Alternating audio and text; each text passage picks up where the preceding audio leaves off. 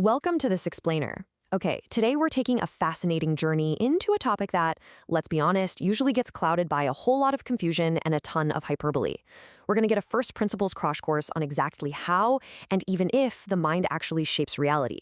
We're going to test the absolute strongest claims, see exactly where they break, and find the most actionable middle ground so we can build a really wholesome, grounded understanding of this whole topic. Let's dive right in. So does the mind shape reality? When people say this, they often mean wildly different things. To keep things grounded from the start, we've got to anchor ourselves with one absolutely critical question. Does the mind change what we notice, what we do, or what physically exists? That simple distinction is literally the whole game. If we don't separate these things out, we end up mixing together ideas that sound really similar, but work completely differently in the real world. Listen, we have to separate the purely mystical idea that thoughts directly alter the physical world just by, thinking them, from the grounded reality that thoughts alter our perception, our pursuits, and our social systems. The strongest version of this idea isn't that thinking really hard makes magic happen out of thin air. It's that the mind shapes how reality is interpreted and eventually changed through actual human behavior. Here is our roadmap for today's explainer. We'll cover which reality changes, the 5 channels of perception, the belief feedback loop, mindset and outcomes, and finally, we'll wrap up with the empowered middle ground. All right, let's jump right into part 1, which reality changes. The mind does not float above reality like a magic remote control. I love that quote. Your mind isn't some separate alternate universe where anything goes. Rather, it's a filtering, predicting, choosing, and meaning-making process that's happening inside a living body. You never actually experience the world raw. Your brain doesn't just copy signals like a passive video camera. It actively selects, organizes, and builds a practical, usable model of the world. Think of it like wearing tinted sunglasses or using a map. It filters the light and intentionally leaves certain things out specifically to help you navigate. Because of this setup, your attention acts exactly like a theater spotlight. Picture a pitch-dark stage with dozens of actors standing perfectly still. The spotlight only illuminates one actor at a time. Now, it doesn't invent facts on the stage, right? But it radically changes salience. Salience is what feels important, urgent, or possible to you right in this very moment. It's the ultimate bridge between what you notice and what you actually do. If something never enters your spotlight of attention, it rarely enters your life. Moving right along to part 2, the 5 channels of perception. So we actually process reality through 5 completely ordinary, totally mechanical channels. Perception builds our usable model of the world. Attention selects our focus and urgency. Interpretation assigns meaning to whatever it is we're focusing on. Action turns those inner beliefs into outer behaviors, and social exchange allows us to participate in shared meaning with other people.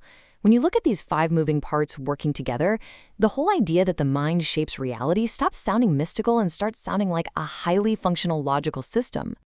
Let's zoom in on that 5th channel for a second, social exchange. Look, gravity doesn't care if you believe in it, but social reality?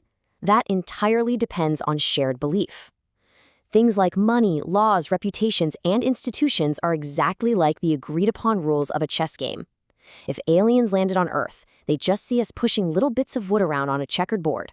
A chess piece only matters and only has power because the players agree on the rules. If everyone just stopped recognizing them, the quote-unquote reality of chess would vanish instantly. This is a massive area where minds really do shape reality, not by magic, but through collective coordination. Okay, part 3, the belief feedback loop. So, how exactly does a totally private inner state leave actual fingerprints on the physical world? Well, it happens through a hidden behavioral loop. It goes like this. A belief influences an action, that action changes the outcome around you, and then that outcome reinforces or updates your original belief. It is exactly like a thermostat operating in a continuous loop of reading the room and turning the heat on or off. This loop is exactly how human predictions become self-fulfilling over time. If you firmly believe you're going to fail a test, you probably prepare a lot less, which leads to a poor outcome, and boom, your initial belief is totally confirmed. Because of this continuous loop, our expectations are incredibly powerful. They are simply beliefs aimed at the future. If you expect a doorway to be really low, what do? You duck early. You didn't magically change the physical frame of the door, you changed your physical movement based on a forecast. And in social settings, this is huge. If you walk into a room fully expecting rejection, your body tenses up, your tone hardens, and that actually changes how people react to you. Your expectation quite literally shaped the interaction. They are action-shaping forecasts. That brings us to part 4, mindset and outcomes. Two people can face the exact same challenge and live in completely different realities just because their inner stance dictates their behavior. It's kind of like two cooks getting identical ingredients and turning them into either a soup or a stew. If your inner stance says, "This is going to embarrass me," your likely behavior is avoidance, which means you get way fewer chances to improve. But if your inner stance says, "This is just information," you experiment, leading to way more learning opportunities.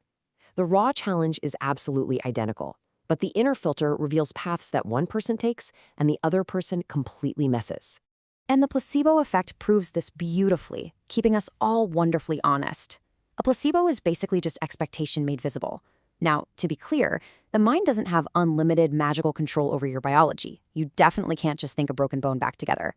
But mental states can measurably alter your physiology, your stress levels, and your recovery. The body actively reacts to the brain's signals. Here's a crazy fun fact for you. Studies show placebos can work even when the doctor outright tells you it's a sugar pill. It's simply the mind signaling the body. Mind over matter isn't total magic. It's just your brain telling your nervous system to stand down or gear up. Finally, we arrive at part 5, the empowered middle ground.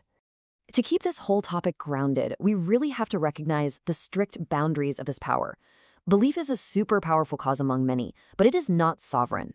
Belief is strong when an outcome depends on your attention, your effort, your interpretation, and your daily habits. But on the flip side, it is incredibly weak when you're facing fixed physical constraints, massive external forces, random events, or, frankly, other people's independent choices. Belief can absolutely shape your odds through coordination and effort, but it cannot guarantee the result. It definitely doesn't overrate the laws of physics. Basically, you are a participant in reality, not a dictator. Think of your mind as a tiny steering wheel. A tiny turn of the inner wheel doesn't really look dramatic at first, but it accumulates over time to dictate which road you ultimately end up on. You aren't just a passive observer reacting to the world, but you aren't its magical dictator either. You actively participate in a continuous system where your attention, your belief, and your action actually shape the environment around you. Once you recognize this grounded, structural power of the mind, you stop asking if the mind is magical. You realize you actually have a mechanical, verifiable influence over your life. Thank you so much for joining me on this explainer today. As you go out into the world, I want to leave you with this one provocative question to chew on. What reality are you helping to create through the way you see, choose, and respond?